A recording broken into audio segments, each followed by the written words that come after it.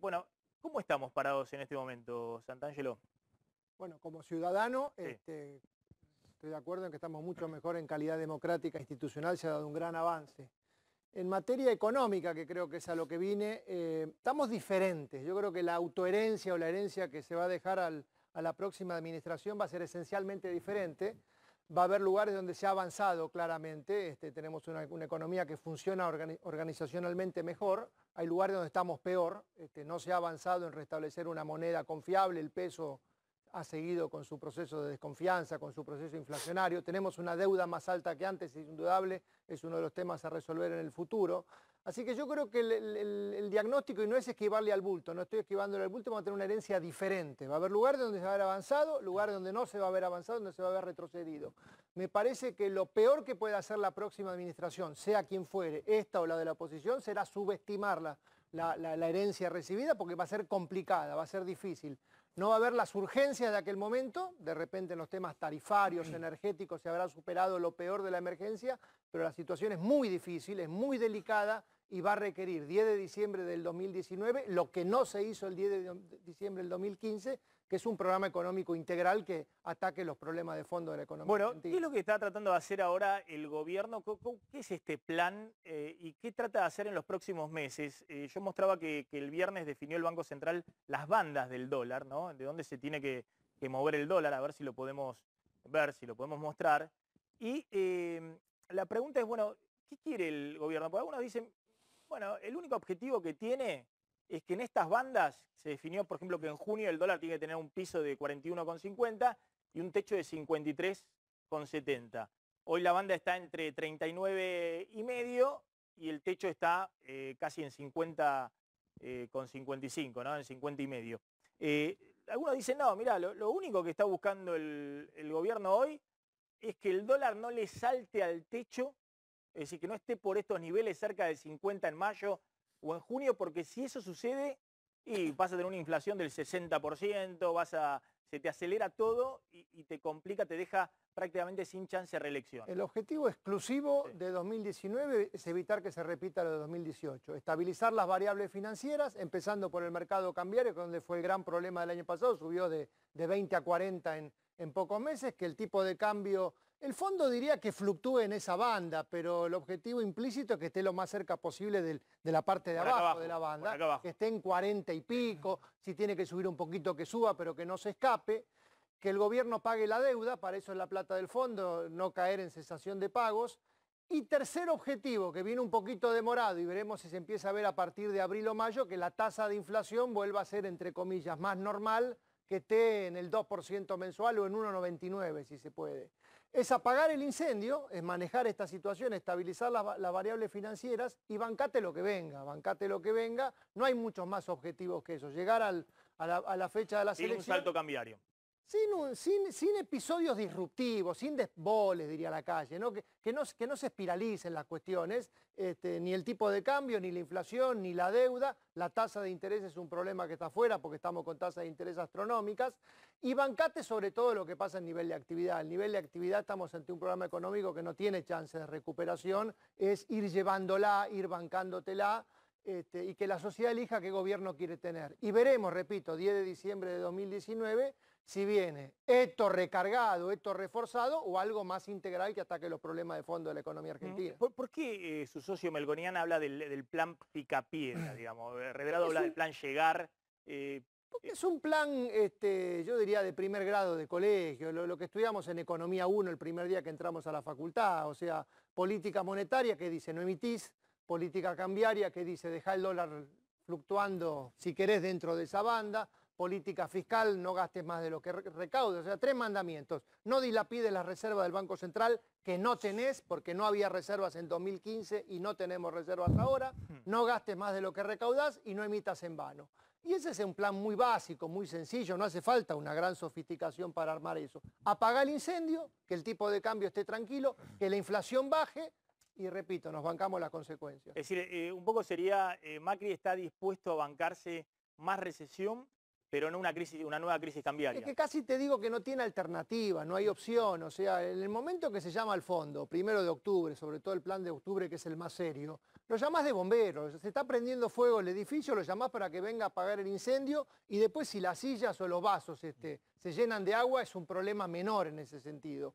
Obviamente acá hay una responsabilidad, 10 de diciembre de 2015, una herencia muy complicada y post 10 de diciembre un programa económico muy mal armado. La situación se complicó, hubo gatillos, obviamente la sequía fue un gatillo, el contexto internacional fue un gatillo, pero esto fue un problema económico local, esto no es un problema que viene de afuera, es un problema nuestro. De hecho, todos dicen, bueno, mirá que hoy la situación económica internacional es muy favorable para Argentina. Si llega a pasar algo afuera... Yo diría, es una situación relativamente... Hoy no puede decir el presidente, se nos está cayendo el mundo encima. Relativamente favorable en mercados financieros, que Argentina se la pierde porque estamos con el bombero del fondo. Intermedia en términos de precios agrícolas, nos hubiera venido bien, pero bueno, no lo decidimos nosotros, tener precios agrícolas más altos, dado que vamos a tener una buena cosecha. Y la economía brasileña intentando ayudarnos un poquito, nada del otro mundo, pero está un poquito mejor que antes. Pero hoy sigue siendo 90-95% un fenómeno local, como lo fue en los últimos años. ¿Cuál es el riesgo en los próximos meses de este plan, llamémoslo picapiedra, el plan llegar, o de apretón monetario con estos 9.600 millones de dólares que manda el Fondo Monetario para vender en el mercado, para tratar de que el dólar no se dispare en los próximos meses? ¿Cuál es el riesgo? Bueno, un riesgo es que haya que usarlos esos dólares, porque el objetivo número 1 que tiene el programa del fondo es que esos dólares guardárselos para el 10 de diciembre del 2019, para que el próximo gobierno entre con 10.000 millones de dólares en el bolso para ver cómo implementa la política económica. Para garantizar el pago de la deuda después del 10 de diciembre. Para garantizar la sostenibilidad del programa económico, empezando por el pago de la deuda. Así que yo diría, sería muy malo tener que usar estos dólares. Estos dólares casi digo que se anuncian que están para vender, para no venderlos, para no tener que venderlos, para generar o credibilidad en el ahorrista, ver si el ahorrista argentino, no por confianza, pero sí porque no tiene pesos, no compre dólares, no haga lo que ha hecho en casi todas las campañas electorales de los últimos años, que es comprar dólares, o para que el oferente venda, para que el productor agrícola no encanute la soja en el silo, sino que la vende, para que todo el aumento de exportaciones que este año vamos a tener se vuelque al mercado. El primer riesgo es que el mercado cambiario esté más nervioso de lo que vemos. El segundo riesgo de corto plazo es que la tasa de inflación se resista a bajar, porque cuando vos ves las últimas devaluaciones, desde 2014, desde la devaluación de Kicillof de 2014, la devaluación de Sturzenegger unificando de 2016 y la del año pasado de 2018, las devaluaciones gatillan procesos inflacionarios que duran 7 meses. Y hoy estamos más o menos en el 7º mes. Entonces, el riesgo es que en el 8º mes o en el 9º mes, a partir de abril o mayo, no tengamos esa inflación de 2% mensual. Mirá lo que estamos hablando, ¿no? Como si fuera a tocar el cielo con las manos, 2% mensual. Y el tercer riesgo, probablemente sea el más relevante de todo, va a ser la incertidumbre política, que hoy no es el tema urgente del momento, pero tercer trimestre de este año, la única pregunta relevante es ¿quién gana y qué hace? Bueno, a ver, Duhovne dijo esto, ¿no? Que es un poco lo que esperaba el gobierno en esta reactivación que Duhovne le había vendido a Macri en forma de B, en una reactivación que ya a partir de abril-mayo se iba a sentir fuerte, vigorosa, le había vendido Duhovne a Macri, ahora lo están matizando. Hay que decir que tanto Santangelo como Melconian en los informes de Macroview, desde el primer momento dijeron esto no va a tener una salida en forma de B corta, digamos con salida rápida. Pero dijo esto Duhovne en las últimas horas, este año los salarios le van a ganar a la inflación. La idea de que como los salarios le van a ganar a la inflación, van a recuperar algo de lo que perdieron el año pasado, eso va a motorizar el consumo, que es lo que necesita cualquier gobierno para ganar una elección. Todavía no sabemos, pero la sensación que hoy tenemos es que un empate se firma, ¿no? Si la inflación da 29, no 29, para lo cual hay que hacer esfuerzos, a los salarios les va a costar aumentar eso. Obviamente va a haber diferencias en el sector público, sabemos por el presupuesto que va a ser menos, el salario del sector público no se va a poder recuperar, sí se recuperan las jubilaciones es lo que más recupera este año. En el sector privado va a haber enorme diferencia entre el que puede pagar y el que no puede pagar, y la economía informal es una selva donde se discute unilateralmente uno a uno qué pasa. Pero yo diría que en el promedio va a costar que le empaten a los salarios. Me parece que los dos factores que hacen que la economía tenga más una L más que una B corta es el salario real, que queda en un nivel más bien bajo, y el crédito, o sea, la contrapartida del Con esta programa. tasa de interés, 60 y pico %. Con este programa monetario tan duro de emisión cero, No hay crédito. la tasa de interés es alta. Vos pensás que en el 2017, que fue el año donde Cambiemos gana las elecciones legislativas muy bien, el crédito subió 50%. Que es claro. Y hoy Crédito hipotecario, crédito para consumo, crédito para jubilados. Todo. El crédito subiendo 50%. Fue una exageración de aquel Banco Central que creía que como el peso estaba resucitando, se podía emitir mucho y la inflación iba a bajar. Y hoy estamos un poco pagando las consecuencias en el sentido de la exageración del apretón crediticio. Vos pensás que este año el crédito en una de esas no crece nada en pesos nominales, lo cual Tiene una caída real muy, muy grande. Y que el que tiene deuda tiene que pagar como mínimo los intereses. No me quiero poner técnico porque quiero ir al punto que le quería preguntar de fondo a Santangelo en términos políticos, porque también hace el análisis político de cómo un gobierno puede ganar con la economía en estas condiciones. Pero hay algo que ha instrumentado el gobierno en los últimos días entre este apretón monetario y el nuevo acuerdo con el Fondo Monetario, que es el nuevo plan económico electoral de Macri, que algunos dicen, miren, les ha pegado un apretón terrible a los exportadores, a los empresarios que tienen dólares encanutados muy, muy grande. ¿Por qué? Porque con esta tasa de interés, 64% de tasa de referencia, pero las tasas que pagan las empresas están muy arriba de eso. Y bueno, los obligás a los que tienen dólares a venderlos porque si no se funden, no se pueden financiar. Es decir, esta idea de me financio con el banco y guardo los dólares más allá de los necesarios que tengo, para ver si el dólar sube en algún momento y no lo puedo bancar. Es que sigue vigente el gráfico que pusiste de la banda, porque el mal llamado piso, porque no es un piso, es un límite de referencia, un límite de intervención, autoriza al Banco Central a comprar dólares. Y comprar dólares es el único mecanismo de emisión monetaria que tiene este programa económico. La única manera que vos podés tirar plata a la calle, ya sea para que haya para consumo o para que haya para crédito, que es lo mismo, lo determina el mercado a dónde va, es si el Banco Central compra dólares. Y para que el Banco Central compre dólares, el resto de la economía tiene que venderlos, o sea, alguien tiene que venderlo. O lo vende el exportador, o no lo compra el ahorrista, o no viajas al exterior, o no tenés importaciones. Pero en el mercado la oferta tiene que ser mayor que la demanda. Obviamente la tasa de interés es el instrumento costoso para o hacer que no compremos dólares o hacer que los vendamos, para ver si el Banco Central se vuelve a repetir ese síntoma inicial de círculo virtuoso, le queda la grande la palabra, pero de círculo optimista que se había generado enero-febrero, cuando el tipo de cambio estaba perforando el límite inferior y que se quebró entre la turbulencia del tipo de cambio y sobre todo los datos de inflación. Los datos de inflación está claro que vienen enero, febrero, marzo picantitos. Bueno, a ver, justo voy a enganchar y ahora va una pregunta de Carlos González Prieto.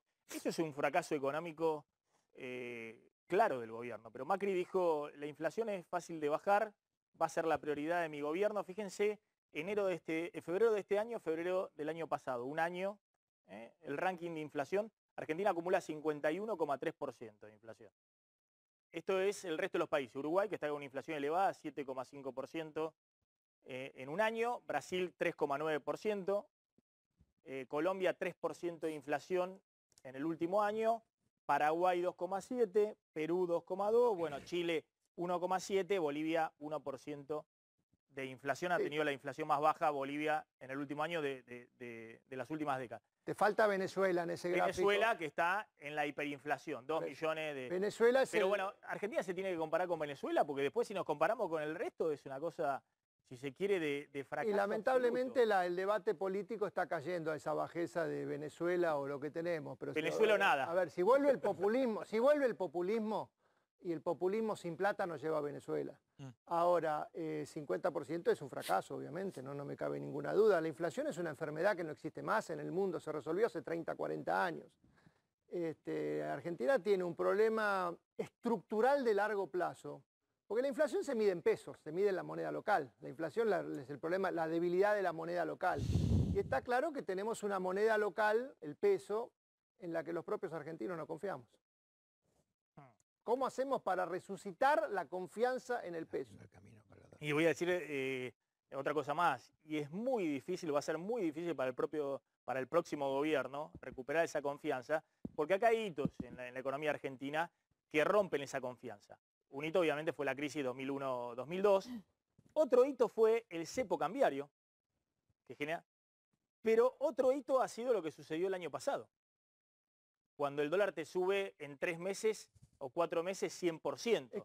Entonces, para el próximo va a haber todavía menos posibilidades de recuperar la confianza de la que tenía Macri cuando llegó en diciembre del 2015. Ailémonos de la cuestión política. Vos fíjate que este es el tercer episodio en 6 años. La primera fue la devaluación de Kicillof de 2014, la segunda fue la del 2016 y esta es la tercera. Y ahí es como... exagero en la comparación, pero es un remes en cuotas, porque en vez de pasar de 1 a 4, pasamos de 10 a 40, lo único que en 6 meses, en 6 años en vez de 6 meses, en 6 años en vez de 6 meses. Pero la confianza en el peso está debilitada. Hoy, ¿qué régimen monetario va a tener Argentina? ¿Qué régimen para la moneda es el principal contrato que tiene una sociedad y el Estado. Es el contrato por excelencia entre la sociedad y el Estado. ¿Qué moneda le ofrece la sociedad, el Estado a su sociedad? Es una de las preguntas más difíciles de contestar. Interesante, sí. González Prieto. Está arrancando la cosecha de soja ahora, en este momento, Maxi, y las estimaciones hablan de un 47-48% más de cosecha que el año anterior. El USDA, por ejemplo, ubica 48%, de 36 millones de toneladas a más de 50 millones de toneladas. El gobierno está muy confiado en ese recurso. ¿Es suficiente? ¿Le permite dormir tranquilo al presidente? Son las dos Argentinas. Estuve la semana pasada en Tres Arroyos, se vive otro clima. O sea, claramente el interior de la Argentina es más, estuve el día que subía el dólar. Ahí lo único que pedían que llueva. Era un clima totalmente diferente. Me había tocado estar a la mañana con pymes del conurbano bonaerense, ambiente a la tarde en Tres Arroyos. Dos Argentinas totalmente diferentes. La producción agrícola es el gran jugador de este año. Pero para la economía global me refiero, ¿no? Para el ya te diría. ¿Cansa para dormir es necesario, no suficiente. Es necesario, no suficiente. A ver, una pregunta de Slotti. Si por alguna razón los que depositaron plazos fijos desde octubre hasta ahora deciden dolarizarse y ir a comprar dólares, el tipo de cambio, el dólar, ¿va a volver a subir? Más allá de los riesgos Es que es oferta y demanda, vamos a tener que hacer la cuenta de quién vende, quién compra. Si los que compran con pesos son más que los que venden con dólares, la respuesta es sí. Casi el mensaje del fondo es maquiavélico, porque como si el señor Caldarelli en Washington te diría, hasta que no llegue a 52 no me despiertes, no me llames porque el tipo de cambio está para fluctuar. Lo que pasa es que en esta economía donde el peso no tiene confianza, se mueve 1 o 2 pesos y nos ponemos nerviosos. No, acá hay que, no sé si considerás, Rodolfo, acá hay que considerar, estas eran las bandas cambiarias. Entonces lo que decía el FMI es, miren, hasta lo que dice Santangelo, hasta que no llegue a 52 pesos en los próximos meses, o 53 pesos a fines de junio, imagínate el 20 de junio hay que definir las candidaturas presidenciales, no interviene el Banco Central. No, en todo caso subirá obviamente un poco la tasa de interés, pueden hacer política monetaria, pero no interviene vendiendo dólar y frenando. La semana pasada la novedad es que Macri consiguió del Fondo Monetario el visto bueno para quemar las naves con tal de que el dólar no salte hasta acá. Sí, porque si el dólar salta hasta acá, insisto, la inflación a distintas proyecciones... Estrictamente lo que consiguió es que los dólares de sobra que nos presta el fondo pueden ser usados para cubrir el faltante de pesos si es que el gobierno no puede renovar su deuda en pesos. Ahí es como que se quieren matar 2 pájaros de un tiro. Si te faltan pesos, vendé dólares. Si no me pongas esa cara, porque te aclaro que le dijeron 50 millones por día, 1.000 millones por mes. Estemos atentos, la dolarización de portafolios de enero, que yo siempre digo, por suerte nos agarró de vacaciones con el dólar tranquilo, así no nos preocupó, pero el atesoramiento 1.200 millones. Fueron 1.200 palos. ¿Por qué? Porque la gente cobró el aguinaldo. ¿Qué nos dice esa señal de enero que afortunadamente ya bajó fuerte en febrero y probablemente en marzo?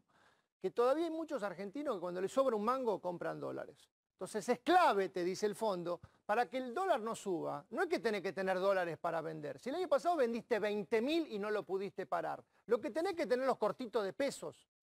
Si no los tenés cortitos de pesos... Es que no haya un mango en la calle, que no haya crédito y en todo caso... Porque no hay confianza en el peso, porque tenemos un problema estructural que viene de hace 10 años por lo menos, o 50, ya no sé cuánto, donde el peso no es confiable. A ver, ¿cómo hace un gobierno para, en este escenario electoral, reconociendo, yo insisto, está después la discusión, si no hace falta también credibilidad en las personas, confianza en las personas? Acá está claro que el FMI y el gobierno acuerdan un programa en el cual no genera confianza ni el FMI ni el gobierno. Porque si no, no aplicaría semejante apretón monetario y un plan tan duro, el plan Picapiedra, que llama Melconian y Santangelo. Si vos generás algo de confianza, no necesitas semejante plan económico, porque vos generás la confianza de que apuesten al peso, no necesitas tasas de interés tan elevadas y demás. Está claro que acá nadie genera confianza. Es decir, que hoy en la Argentina Macri perdió la confianza que generaba en términos económicos y el FMI tampoco lo ayuda para eso porque también... Ese es el desafío del próximo gobierno después de las elecciones. Que la sociedad, generar confianza. Que la sociedad dé un mandato, veremos qué mandato da la sociedad en términos de los problemas económicos y no económicos que tenemos, y que la nueva administración, por ahora déjame decirte, sea quien fuere, no hago nombres en esta definición, aproveche el espaldarazo de la sociedad para atacar los problemas de fondo, repito. Es decir, que alguien le crea lo que dice. A lo que dice, muy importante. La persona es importante, pero lo que dice es importante. Hoy coincidís que no hay cero credibilidad. Estamos en venimos de en un el golpe. ministro de Economía o eventualmente... No hago nombres y no hago menciones a personas porque no viene al caso. Acá hubo una situación muy complicada el año pasado. El presidente estuvo muy bien en llamar al fondo porque fueron los bomberos, porque si no teníamos el plan de octubre, hoy estábamos mucho peor, no me cabe ninguna duda. Esto es un plan de emergencia. Tiene una paradoja este plan de emergencia porque 12 meses, octubre, es suficientemente corto el periodo como para pensar en soluciones de fondo, pero muy largo. 12 meses son un montón de días, son 360 días o no sé cuánto. Entonces quiero decir, es un periodo largo. Ahora, el octubre, diciembre de este año, nuevo presidente, nuevo Congreso, nuevos gobernadores, una nueva oportunidad para que, yo diría, la sociedad política en su conjunto. ¿Por qué ustedes plantean que vos, incluso Melconian, que el gobierno tiene, en este escenario, tiene chances de ganar la elección? ¿Están pensando en el peronismo dividido? No, yo no estoy pensando en nada. Lo que veo, lo que se comenta a nivel de análisis político, me parece que el gobierno, el oficialismo, el presidente, que es quien va a ser candidato a presidente, no quiero eludir el bulto, puede ganar o puede perder, va a haber segunda vuelta segundo y va a ser un final de bandera verde, de definición en el último minuto. Me parece que no hay nadie que esté diciendo que ya perdió y no hay nadie que esté diciendo que ya ganó. Y en los próximos 6 meses se va a decidir, primero si es una carrera entre 2 o entre 3. Y en esos escenarios, ¿cuáles son las chances? Me parece que hoy, casi digo, nadie cree que tenemos el resultado opuesto ni para un lado ni para el otro. Entre agosto y octubre, ¿vos ves que la economía tiene elementos para estabilizar? Si efectivamente, no sé, en agosto la oposición, sea Cristina o quien sea, están mejor posicionados que Macri. Digamos, ¿vos crees que entre agosto y octubre cómo se va a mover la economía? Porque uno tiene la impresión de que si ha habido dolarización, por ejemplo, antes de agosto del 2017, que era una campaña legislativa, donde el gobierno había acertado a empezar a recuperar la economía después de la recesión del 2016, donde estaba el crédito, donde la virulencia de la campaña era menor a lo que era ahora, hubo una dolarización muy fuerte, muy fuerte. Bueno, pues esa duró 15 días, 20 días, así que esa si dura... Pero bueno, porque en la elección de agosto Macri sorprendió y Cristina no sacó la diferencia que... Obviamente el mercado cambiario va a ser clave, pero sujeto a lo que pueda pasar con el mercado cambiario, creo que va a haber 2 noticias centrales, una buena y una mala para el oficialismo. La buena es que la tasa de inflación debería definitivamente estar por debajo, no solo de los valores actuales, sino... Eso lo va a ayudar a estabilizar. Sí, debería ayudar a que el horizonte sea mejor. La mala es que el nivel de actividad todavía va a estar plano, salvo en el interior, salvo en los pueblos agrícolas. Me parece que las grandes ciudades van a tener una L, como decimos nosotros, un nivel de actividad estabilizado en niveles bajos. Bien, tengo 2 informaciones, una que tiene que ver con el precio de alimentos y otra, un último momento de información judicial. Javier Díaz, ¿qué está pasando? Sí, por el tema del gas licuado, ¿se acuerdan ustedes? La contratación de buques. Ayer el presidente en la entrevista con Majul mencionó algo del tema de los buques que se compraban por el gas y demás. Bueno, el juez Claudio Bonadío acaba de procesar con prisión preventiva a Cristina Fernández de Kirchner en una causa en la cual también está involucrado y procesado el precio de los alimentos, en particular la carne y también los lácteos. ¿Qué está pasando en marzo? Mira, a partir de hoy las principales fabricantes de alimentos enviaron a los supermercados nuevas listas de precios con aumentos de hasta el 15,5% en los productos de la canasta básica. Hablamos de aceite, de fideos. Aceite 7 a 11%. Sí, son las distintas marcas, ¿no? Pero Fideos de empresas 8,5 líderes. a 9%.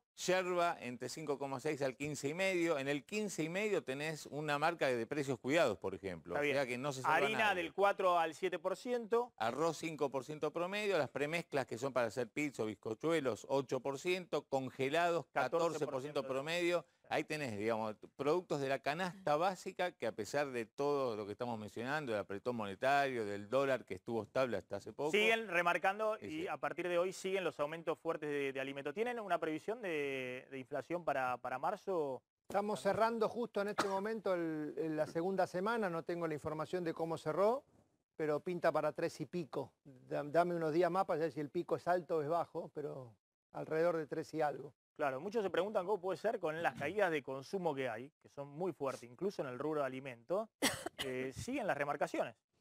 Digamos, Y bueno, es una de las cosas que nos tiene ¿dónde están poniendo perplejos. los aumentos de tarifa, los aumentos del costo del No, crédito? pero el aumento- Todo está ingresando. El aumento de tarifa dejémoslo aparte porque voy a decir algo para que se enoje todo el mundo conmigo, pero la luz sigue barata, Sí. el transporte sigue barata y el gas en menor medida está ahí. Maxi. Entonces la luz tiene que volver a subir, no tiene que bajar. Y la inflación no la produce el aumento de tarifa. Te voy a decir al revés. Las tarifas suben porque hay inflación, porque el aumento tarifario se queda corto con el aumento de costos que hay. Pero yendo a la No inflación... quiero entrar en la discusión, pero por más que esté barato, si aumentan los precios, la inflación es la variación, no me importa Sí. el nivel, sino... Sí, y bueno, pero es que tener un precio... Mira, acaba de salir hoy el dato de consumo. Puedo decir, no está la tarifa, lo que Acaba estamos utilizando en la acaba de salir el consumo de electricidad residencial. Cae, por supuesto, Cayó respecto al fuerte, año... sí. No, fuerte no, cae 4%, es lo que menos cae en la Argentina, el consumo de electricidad. 4%. Seguimos con un consumo de electricidad per cápita, o sea, por unidad de persona, entre 15 y 20% arriba de lo que era hace 15 o 20 años. O sea, ¿por qué hay consumo? Entré al canal o a mi casa, veo toda la luz se prendía en todos lados. No, acá O sea, porque si no, no- está en todos lados. O sea, acá se sigue derrochando energía, entonces no le echemos más la culpa de la inflación a las tarifas, que es lo que está bien que suba. El problema de la inflación es la inflación macroeconómica, la de los alimentos, la de los bienes, la de los servicios, la de todos los bienes. Saquemos las tarifas porque el boleto de colectivo a 18 pesos vale la mitad que en Río de Janeiro. Bueno. Entonces dejémonos de jorobar con ese tema. Por eso explícame, desde octubre Bueno. el dólar está planchado, es más, está más bajo Bueno, ahí ahora viene, que octubre. ahí viene el tema. Y, la demanda, es decir, el consumo me está cayendo fuerte incluso también en alimentos. Una caída de 2-3% en alimentos, una caída fuerte, porque es algo que no se recorta habitualmente los alimentos. Se recorta otras cosas, las salidas a comer afuera, el cine y demás. Y aún así siguen pasando estas listas con incrementos. Más allá de que creo que esos son datos puntuales, no son lo que reflejan todos los alimentos de la economía, pero es cierto que los alimentos han subido, hay algunas situaciones puntuales, pero la carne era un caso, era el aumento más esperado de la historia. Siempre digo mitad en serio, mitad en broma, todos los asados que armé en el verano, yo puse la carne, que traigan el vino y el helado porque era lo más barato, así que, pero fuera de todas estas cuestiones, me parece que todavía la economía está trasladando a precios el aumento del tipo de cambio del año pasado. Pensé que el tipo de cambio subió 100%, los precios mayoristas 70% y precios del consumidor estamos en 50%. 51. Estamos todavía ahí haciéndole el alcance. Y del otro lado está la restricción monetaria, la restricción crediticia, la caída del consumo, y estamos en esa pulseada para ver si marzo todavía gana el aumento, si abril, mayo, junio vamos a algo más desacelerado, donde, a ver, no nos engañemos, se le pretende ganar por inanición a la tasa de inflación, no hay otra apuesta, basta, no podemos subir más porque no da para más la economía. Maxi, un comentario político. En acciones de políticas públicas, yo que también. es el área mía, las inversiones de políticas públicas tienen que ver en este momento con un segundo periodo de Cambiemos. El primer periodo trajo claridad institucional, luz en las cuestiones que ni siquiera sabíamos que existían, como las cuentas públicas. Las inversiones que tienen que ver con infraestructura, con que Argentina sea dueña de lo que consume, con poder tener tarifas y sobre todo energía propia, que no se tenga que tercerizar. Pueden pagar los alimentos porque no les alcanza para el colectivo. Económico, otra cosa.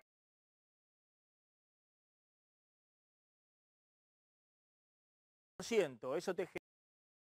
Yo soy de los que cree que Con salario.